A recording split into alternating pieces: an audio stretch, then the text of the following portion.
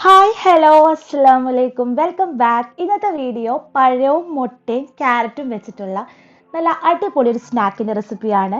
കുട്ടികൾക്കും എല്ലാവർക്കും ഒരുപോലെ ഇഷ്ടപ്പെടുന്ന അടിപൊളി ടേസ്റ്റുള്ള ഒരു സ്നാക്കിൻ്റെ റെസിപ്പിയാണ് കേട്ടോ. അതിനായിട്ട് നന്നായിട്ട് പഴുത്ത ഒരു പഴമാണ് ഞാൻ എടുത്തിരിക്കുന്നത്. അപ്പോൾ ഇങ്ങനത്തെ പഴമൊക്കെ നമ്മുടെ വീടുകളിൽ സ്റ്റോക്ക് ഉണ്ടെങ്കിൽ നമുക്കിതൊക്കെ ഉണ്ടാക്കാം കേട്ടോ. അങ്ങനെ അത് ചെറുതാക്കി അരിഞ്ഞ് ഇട്ട് കൊടുക്കുന്നുണ്ട്. പിന്നീട് അതിലേക്ക് 2 കോഴിമുട്ട പൊട്ടിച്ചത് ചേർത്ത് കൊടുക്കാം. റൂം ടെമ്പറേച്ചറിലുള്ള മുട്ട ചേർത്ത് കൊടുക്കണം കേട്ടോ. ഫ്രിഡ്ജിൽ വെച്ചേക്കാണെങ്കിൽ ഒരു അരമണിക്കൂർ പുറത്തെടുത്ത് വെച്ചതിന് ശേഷം ചേർത്ത് കൊടുക്കുക. പിന്നീട് അതിലേക്ക് ഒരു മീഡിയം വലുപ്പമുള്ള ക്യാരറ്റ് ഇങ്ങനെ ചെറുതാക്കി ഗ്രേറ്റ് ചെയ്തത് ചേർത്ത് കൊടുക്കുന്നുണ്ട്. പിന്നീട് അത് അവിടെ വെച്ചതിന് ശേഷം മിക്സിയുടെ ചെറിയ ജാറിലേക്ക് 1/2 കപ്പും പിന്നീട് ഒരു 3 ടേബിൾ സ്പൂണോളം എക്സ്ട്രാ കൂടി പഞ്ചസാര ചേർത്ത് കൊടുത്ത് നന്നായിട്ടൊന്ന് പൊടിച്ചെടുക്കുക കേട്ടോ. എന്നിട്ട് നമ്മൾ നേരത്തെ ആക്കി വെച്ച ആ മിക്സ് ഉണ്ടല്ലോ, അത് നന്നായിട്ട് ഒരു ബീറ്ററോ അല്ലെങ്കിൽ മിക്സിയിലിട്ടിട്ട് നന്നായിട്ടൊന്ന് അടിച്ചെടുക്കുക. നിങ്ങളുടെ കയ്യിൽ മിക്സി ഉണ്ടെങ്കിൽ മിക്സിയിൽ ചെയ്തെടുത്താൽ മതി, ബീറ്റർ ഉപയോഗിക്കണമെന്ന് യാതൊരു നിർബന്ധവും ഇല്ല. പിന്നീട് നമ്മൾ പൊടിച്ച പഞ്ചസാര കുറേശ്ശെ ആയിട്ട് കൊടുത്തിട്ട് നന്നായിട്ട് പിന്നെ ഒന്ന് അടിച്ചു കൊടുക്കുക കേട്ടോ. പിന്നീട് അതിലേക്ക് ഒരു ഫ്ലേവറിന് വേണ്ടിയിട്ട് 1 ടീസ്പൂണോളം വാനില എസെൻസ് ചേർത്ത് കൊടുക്കുന്നുണ്ട്. പിന്നീട് അതിലേക്ക് 1/4 കപ്പ് ഓയിൽ, നിങ്ങൾക്ക് വേണമെങ്കിൽ ബട്ടർ വേണമെങ്കിൽ ഉപയോഗിക്കാവുന്നതാണ്. എന്നിട്ട് കുറച്ചും കൂടി ഒന്ന് ബീറ്റ് ചെയ്യുന്നുണ്ട്. അപ്പോൾ ഈ പ്രോസസ്സ് നിങ്ങൾ മിക്സിയിൽ ചെയ്യുകയാണെങ്കിൽ അത് അങ്ങനെ ചെയ്തെടുക്കാം കേട്ടോ. അങ്ങനെ ആ പഴവും ക്യാരറ്റും മുട്ടയൊക്കെ നന്നായിട്ട് മിക്സ് ചെയ്തെടുത്തിട്ടുണ്ട്. ആ മിക്സിലേക്ക് 1 കപ്പ് മൈദ ഇങ്ങനെ അരിപ്പയിലൂടെ ഒന്ന് അരിച്ചിട്ട് ചേർക്കുന്നുണ്ട്. കുറേശ്ശെ ആയിട്ട് അരിച്ചിട്ട് ചേർത്ത് വെക്കാം കേട്ടോ.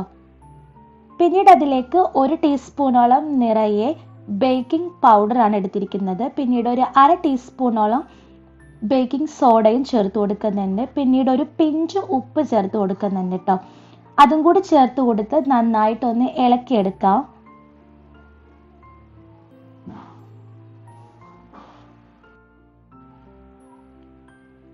ഇപ്പോൾ ആ മൈദയും ആ മിക്സും നന്നായിട്ട് തന്നെ യോജിച്ച് വന്നിട്ടുണ്ട്. പിന്നീട് അതിലേക്ക് 1 ടേബിൾ സ്പൂണോളം പാല് ഒഴിച്ചു കൊടുക്കുന്നുണ്ട്. അതും റൂം ടെമ്പറേച്ചറിലുള്ള പാലാണ് ചേർത്ത് കൊടുക്കുന്നത്. എന്നിട്ട് നന്നായിട്ടൊന്ന് കമ്പൈൻ ചെയ്തിട്ടെടുക്കാം കേട്ടോ. പിന്നീട് നമുക്കിത് ബേക്ക് ചെയ്തെടുക്കാൻ വേണ്ടിയിട്ട് ഇതുപോലുള്ള ഒരു നോൺ സ്റ്റിക്ക് പാനാണ് എടുത്തിരിക്കുന്നത്. അതിൻ്റെ അടിയിൽ ബട്ടർ പേപ്പർ വെച്ച് കൊടുക്കുന്നുണ്ട്.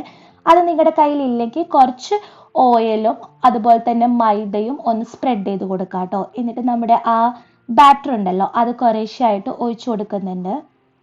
എന്നിട്ട് അതൊന്ന് ടാപ്പ് ചെയ്ത് കൊടുക്കാം.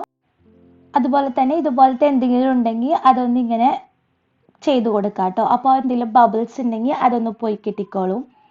പിന്നീട് വേണ്ടത് ഇതുപോലുള്ളൊരു പഴയ തവയാണ് കേട്ടോ. ആ തവയൊന്ന് ഞാൻ ചൂടാക്കാൻ വെച്ചിട്ടുണ്ട്. എന്നിട്ട് അത് നന്നായിട്ട് ചൂടായി വരുമ്പോൾ നമ്മുടെ കേക്ക് വെച്ച് കൊടുക്കുന്നുണ്ട്. എന്നിട്ട് ആദ്യത്തെ ഒരു 10 മിനിറ്റ് നമുക്കൊരു മീഡിയം ഫ്ലെയിമിലും പിന്നീടുള്ള ഒരു 30 മുതൽ 40 മിനിറ്റ് വരെ ലോ ഫ്ലെയിമിലും ഇട്ട് വെച്ചേക്കാം. അപ്പോൾ ചിലവരുടെ ഫ്ലെയിം അനുസരിച്ച് അതിൽ എന്തെങ്കിലും വ്യത്യാസം വരും. ചിലർക്ക് പെട്ടെന്ന് തന്നെ റെഡിയായി കിട്ടുന്നതാണ്. അപ്പോൾ നമ്മൾ ഓവനിൽ വെക്കുന്ന അത്ര മുകളിൽ ഭാഗം നല്ല ക്രിസ്പി ആയിട്ടൊന്നും നമുക്ക് കിട്ടില്ല. എന്നാലും നമ്മൾ ഇതുപോലത്തെ എന്തെങ്കിലും വെച്ച് കുത്തി നോക്കുകയാണെങ്കിൽ വെന്തിട്ടില്ലേ എന്ന് നമുക്ക് അറിയാൻ പറ്റും കേട്ടോ. അപ്പോൾ വളരെ എളുപ്പമായിട്ട് തന്നെ നമുക്ക് ചെയ്തെടുക്കാവുന്നതേ ഉള്ളൂ. ചൂടാറിയതിന് ശേഷം പാനിൽ നിന്ന് വിടിയിച്ചെടുക്കാവുന്നതാണ്. നല്ല സോഫ്റ്റും അതുപോലെ തന്നെ കുട്ടികൾക്കെല്ലാം വളരെ ഇഷ്ടപ്പെടുന്ന നല്ല അടിപൊളി ഒരു കേക്കിൻ്റെ റെസിപ്പിയാണ് കേട്ടോ. നമുക്ക് ക്യാരറ്റും മുട്ടയും അതുപോലെ തന്നെ പഴമൊക്കെ ചേർന്നത് കൊണ്ട് തന്നെ ഹെൽത്തിയുമാണ്. അപ്പോൾ എല്ലാവരും ട്രൈ ചെയ്ത് നോക്കുക. നല്ല സോഫ്റ്റ് ആയിട്ട് തന്നെ നമുക്ക് അടിപൊളി റെസിപ്പി നമുക്ക് വീട്ടിൽ തന്നെ ഉണ്ടാക്കിയെടുക്കാവുന്നതേ ഉള്ളൂ. എല്ലാവരും ട്രൈ ചെയ്ത് നോക്കിയിട്ട് ഫീഡ്ബാക്ക് അറിയിക്കുക. വീഡിയോ ഇഷ്ടപ്പെട്ടാൽ ലൈക്ക് ചെയ്യാനും ഷെയർ ചെയ്യാനും സബ്സ്ക്രൈബ് ആക്കാനും ഒന്നും മറക്കരുത് കേട്ടോ. അപ്പോൾ നിങ്ങൾക്ക് വീഡിയോ കാണുമ്പോൾ തന്നെ അറിയാന്നുണ്ടല്ലോ, നല്ല സോഫ്റ്റ് ആണ്. നമുക്ക് ഒരു ബനാന കേക്ക് എന്നോ അല്ലെങ്കിൽ പോള എന്നോ എല്ലാം ഏത് പേരിട്ട് വേണമെങ്കിലും വിളിക്കാവുന്നതാണ്.